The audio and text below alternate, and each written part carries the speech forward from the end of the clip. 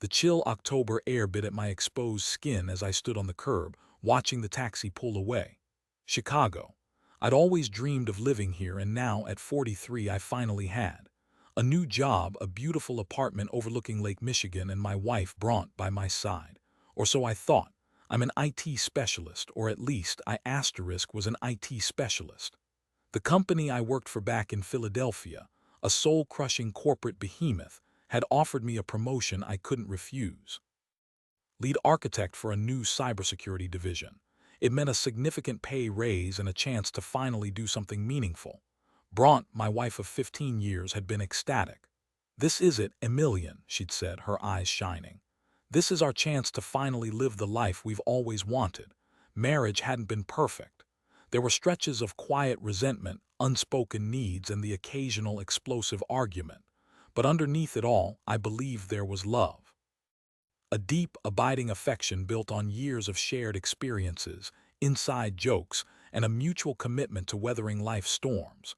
Or maybe that was just me projecting my own desires onto the situation. The first few months in Chicago were a whirlwind. I was buried in work, learning the ropes, building my team, and trying to make a good impression. Bronte, a freelance graphic designer, had initially struggled to find clients in the new city. But she was resilient, resourceful, and incredibly talented. I knew it wouldn't be long before she found her footing. We explored the city on weekends, hand in hand, like tourists rediscovering a honeymoon phase. We visited Millennium Park, strolled along the Magnificent Mile, and indulged in deep dish pizza. We even took a boat tour on the Chicago River, marveling at the city's stunning architecture. It felt like a fresh start, a chance to rewrite our narrative and build a stronger, more fulfilling relationship. But the cracks started to appear subtly, almost imperceptibly. Bronte began spending more time networking with other designers, attending conferences and workshops. I encouraged her, of course. I wanted her to succeed, to feel fulfilled in her career. But the late nights became more frequent, the explanations vaguer. She started taking calls in hushed tones, stepping out onto the balcony, her voice barely audible above the city's hum. I tried to brush it off, attributing it to the stress of building a new business in a new city. But a nagging unease began to gnaw at me, a persistent whisper of doubt that I couldn't quite silence. I'd catch her staring at her phone, a secretive smile playing on her lips, or I'd find her lost in thought, her eyes glazed over, her mind clearly elsewhere. One evening I came home early from work, hoping to surprise her with dinner. I picked up her favorite Thai takeout from a little place down the street. The apartment was eerily silent. I called out her name, but there was no response.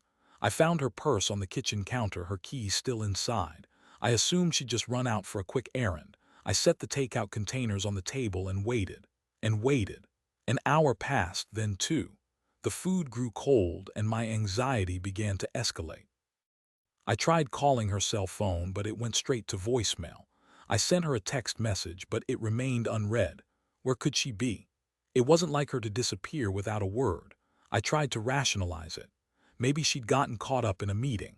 Maybe her phone had died. Maybe she'd decided to take a walk along the lakefront.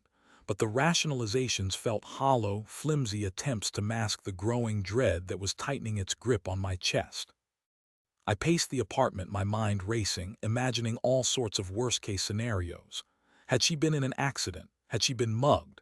Had something terrible happened to her? Finally, around 10 p.m., I heard the key turning in the lock.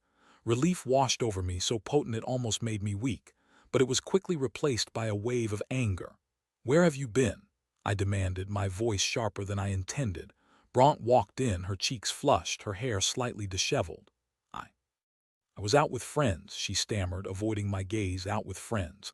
Until 10 p.m., and you didn't think to call me, to let me know you were okay." "I'm sorry, Emilian," she said, her voice barely a whisper. "My phone died." I stared at her, my eyes narrowed. "Your phone died, that's it, that's your explanation?" She flinched as if I'd struck her. "What do you want me to say?" she snapped. "I went out. I had a good time. Is that a crime?" "No, it's not a crime," I said, trying to control my rising anger. "But it's common courtesy to let your husband know where you are, especially when you're out late." I was worried sick. "Well, maybe you shouldn't be so clingy," she retorted, her eyes flashing. "Maybe you should trust me." Words stung like a slap in the face. Trust you, I repeated, my voice laced with disbelief. How can I trust you when you're constantly secretive and evasive? I'm not being secretive, she insisted, but her voice lacked conviction. Oh, really? I challenged. Then why are you always taking calls outside? Why are you always whispering? Why are you always so vague about your plans? She glared at me, her lips pressed into a thin line. I don't have to explain myself to you, she said, her voice cold and hard. Yes, you do, I countered, my anger finally boiling over. You're my wife. We're supposed to be a team. We're supposed to be honest with each other. Well, maybe I don't want to be on your team anymore, she spat, her eyes filled with venom. Her words hit me like a punch to the gut. I stumbled backward, reeling from the force of the blow. What did you say? I whispered, my voice trembling. You heard me, she said, her voice dripping with contempt. I'm not happy, Emilian. I haven't been happy for a long time, but why? I stammered, my mind struggling to process what she was saying. What happened? What did I do? It's not about you, she said, her voice softening slightly. It's about me. I need something more. I need something different. Different, I repeated, my voice cracking.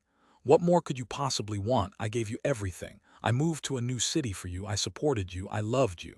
Isn't enough, Emilian, she said, her eyes filled with pity.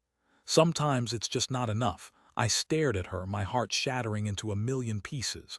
I couldn't believe what I was hearing. After all these years, after all we'd been through, she was just throwing it all away. The next few weeks were a blur of pain, confusion, and disbelief. Bronte moved into the guest room and we barely spoke. The apartment, once filled with laughter and warmth, became a cold, sterile battleground. I tried to talk to her, to reason with her, to understand what had gone wrong. But she remained aloof, distant, and unwilling to engage. She was like a ghost, haunting the halls of our once happy home. I confided in my friend Quinn, a colleague I'd become close to since moving to Chicago. Quinn was a sharp, perceptive woman with a no-nonsense attitude. She listened patiently as I poured out my heart, offering words of comfort and support. I don't understand, Quinn, I said, my voice thick with emotion. I thought we were happy. I thought we had a good marriage. Quinn sighed, her brow furrowed. Emilian, sometimes people change. Sometimes they grow apart. It's not always about what you did or didn't do. Sometimes it's just about them. But what am I supposed to do? I asked, my voice pleading. I don't want to lose her. I still love her. No, you do, Quinn said, her voice gentle. But you can't force someone to love you back. You can't force someone to stay if they don't want to be there. Her words were harsh, but they were also true. I knew deep down that she was right. Bronte had made her decision, and there was nothing I could do to change it. One afternoon, while Bronte was out, I decided to do some cleaning. I hadn't been able to focus on anything lately, and the apartment was a mess. As I was tidying up the living room, I noticed Bronte's laptop sitting on the coffee table. It was open, but the screen was dark. On a whim, I touched the spacebar to wake it up. The screen flickered to life, revealing an email inbox. It was Bronte's email account. I knew I shouldn't do it. I knew it was a violation of her privacy. But the temptation was too strong to resist. A surge of adrenaline coursed through my veins as I clicked on the inbox. The first few emails were mundane, newsletters, promotional offers, and updates from social media. But then I saw one that caught my eye. It was from an unfamiliar email address with the subject line, "Thinking of you." My heart pounded in my chest as I clicked on the email. The message was short and simple. "Can't wait to see you tonight. Meet me at the usual place." It was signed, Lysander, Lysander. Who the hell was Lysander? A wave of nausea washed over me as I scrolled through the rest of the inbox. There were dozens of emails from Lysander, filled with suggestive messages, intimate details, and promises of secret rendezvous. My blood ran cold. It was all there, laid bare in black and white. Bronte was having an affair. The world seemed to tilt on its axis. My vision blurred and my ears started to ring. I felt like I was going to be sick. How could she do this to me? How could she betray me so cruelly, so callously? I stumbled backward, knocking over a vase of flowers. The vase shattered on the floor, sending shards of glass and water spraying everywhere. The sound seemed to snap me out of my daze. I stood there, staring at the mess, my mind racing, my heart aching. I had to confront her. I had to know the truth. I waited for Bronte to come home, my anger simmering beneath the surface. When she finally walked through the door, I was ready. Is Lysander? I demanded, my voice trembling with rage. Bronte froze, her eyes widening in alarm. "What are you talking about?" she stammered. "Don't play dumb with me," I snarled. "I saw the emails, I know about the affair." Face paled and she sank into a chair, her body slumping in defeat. "Emilian, don't even try to deny it," I interrupted, my voice rising. "I saw the emails, I read them. I know everything." Tears welled up in her eyes and she began to sob. "I'm so sorry, Emilian," she cried. "I didn't mean for this to happen. You didn't mean for it to happen," I repeated, my voice dripping with sarcasm. "You didn't mean to betray me. You didn't mean to lie to me. You didn't mean to destroy our marriage." "I was unhappy," she sobbed. "I felt neglected. I felt like you were always working and I was always alone." "That justifies cheating on me," I retorted, my voice filled with disbelief. "That justifies destroying everything we've built together." "No, it doesn't," she admitted, her voice barely audible. "But I was weak. I made a mistake." "Mistake?" I repeated, my voice shaking with anger. "This wasn't a mistake, Bronte. This was a deliberate act of betrayal. You chose to cheat on me. You chose to lie to me. You chose to destroy our marriage." I turned and walked out of the apartment, leaving her sobbing in the living room. I didn't know where I was going, but I knew I couldn't stay there any longer. I spent the next few days wandering the streets of Chicago, lost in my own thoughts. I couldn't eat, I couldn't sleep, I could barely function. I was consumed by anger, grief, and a profound sense of betrayal. I thought about all the years we'd spent together, all the memories we'd shared. It all felt like a lie now, a carefully constructed facade that had crumbled to dust. I thought about Lysander, the man who had stolen my wife. Who was he? What did he have that I didn't? What made him so special that Bronte was willing to risk everything for him? I knew I had to find out. I had to confront him. I had to make him pay for what he'd done. I hired a private investigator, a gruff, middle-aged man named Barnaby. I gave him Lysander's email address and asked him to find out everything he could about him. A few days later, Barnaby called me with the information. Lysander's real name was Kester. He was a local architect, married with 2 children. He and Bronte had met at a design conference a few months earlier. My blood boiled. Kester was a married man, a father. He knew exactly what he was doing and he didn't care. He was a selfish, arrogant predator who had preyed on my wife's vulnerability. I found Kester's address online and drove to his house. It was a beautiful, well-maintained home in a quiet suburban neighborhood.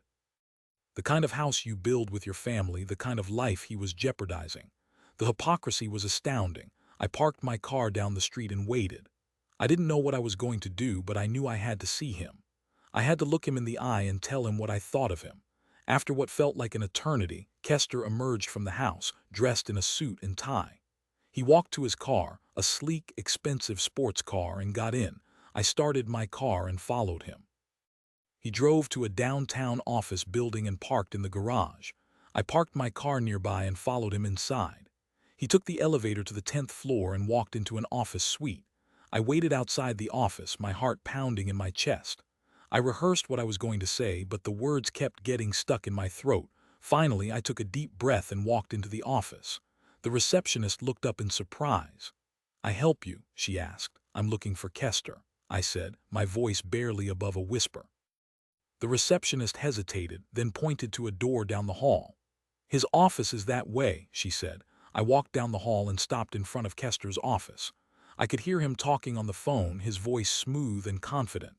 I took another deep breath and knocked on the door. "Come in," Kester said. I opened the door and walked inside. Kester looked up from his desk, his eyes widening in surprise. "Emilian," he said, his voice laced with shock.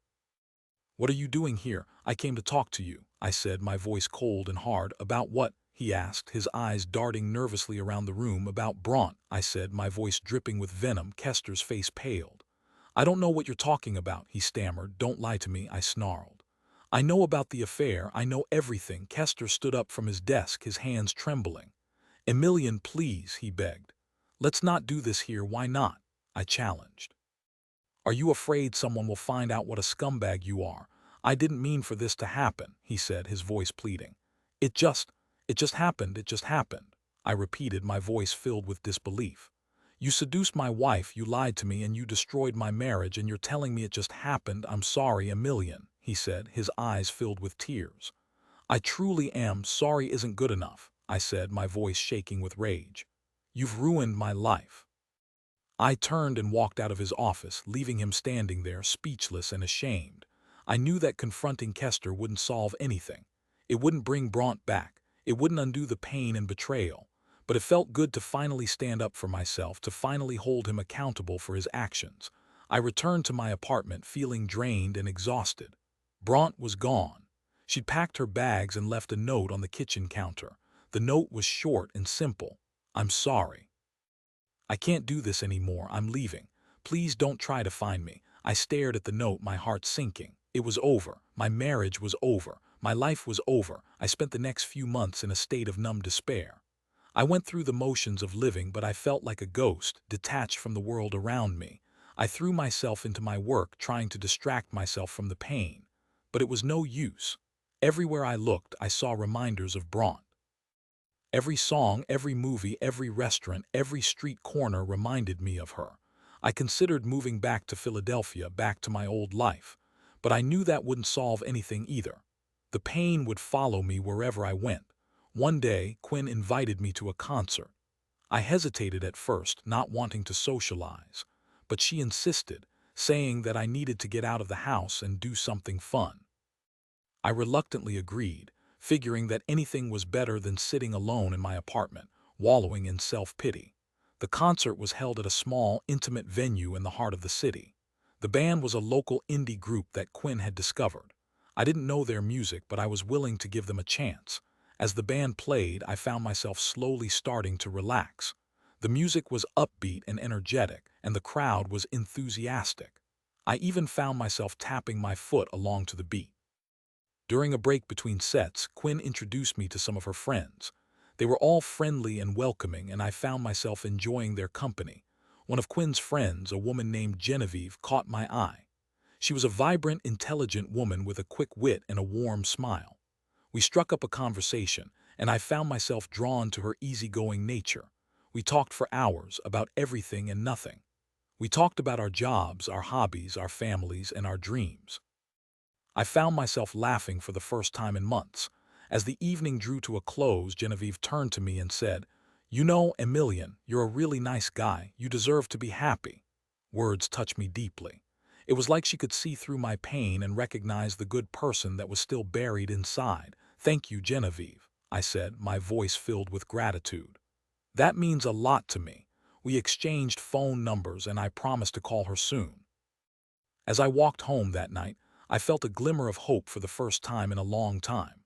Maybe, just maybe, I could find happiness again. Maybe I could move on from the pain and betrayal and build a new life for myself. I started dating Genevieve, and our relationship blossomed quickly. She was everything that Bronte wasn't: honest, supportive, and genuinely caring. She helped me to heal from the pain of my divorce and to rediscover my love for life. She encouraged me to pursue my passions and to take risks. She made me feel alive again. One day I received a letter in the mail. It was from Bronte. I hesitated to open it, fearing that it would reopen old wounds. But curiosity got the better of me, and I tore open the envelope. The letter was short and to the point. Bronte wrote that she was sorry for what she had done. She said that she had made a terrible mistake and that she regretted hurting me. She wrote that her affair with Kester had been a fleeting infatuation, and that she had realized too late that she had thrown away something precious. She wrote that Kester had left his wife and children for her, but that their relationship had quickly soured. She said that he was controlling and abusive, and that she had finally left him. She wrote that she was now alone and miserable, and that she realized she had made the biggest mistake of her life. I felt a pang of sympathy for her, but it was quickly overshadowed by a sense of relief. I was glad that she was finally facing the consequences of her actions. I crumpled up the letter and threw it in the trash. I didn't need her apology. I had already moved on. I continued to date Genevieve, and our relationship grew stronger with each passing day. 1 year after my divorce, I proposed to her. She said yes, and we were married in a beautiful ceremony overlooking Lake Michigan. I finally found happiness again. I finally found peace. I finally found love. Bronte's betrayal had been the most painful experience of my life, but it had also been a catalyst for change. It had forced me to reevaluate my priorities and to focus on what truly mattered: my own happiness and well-being. I learned that forgiveness is possible, but that it's not always necessary. I learned that sometimes the best revenge is to move on and build a better life for yourself. And that's exactly what I did. I hope this story resonates with you. Remember, even in the darkest times, there is always hope for a brighter future. Don't let the betrayal of others define you. Focus on your own healing and happiness, and you will find your way back to the light.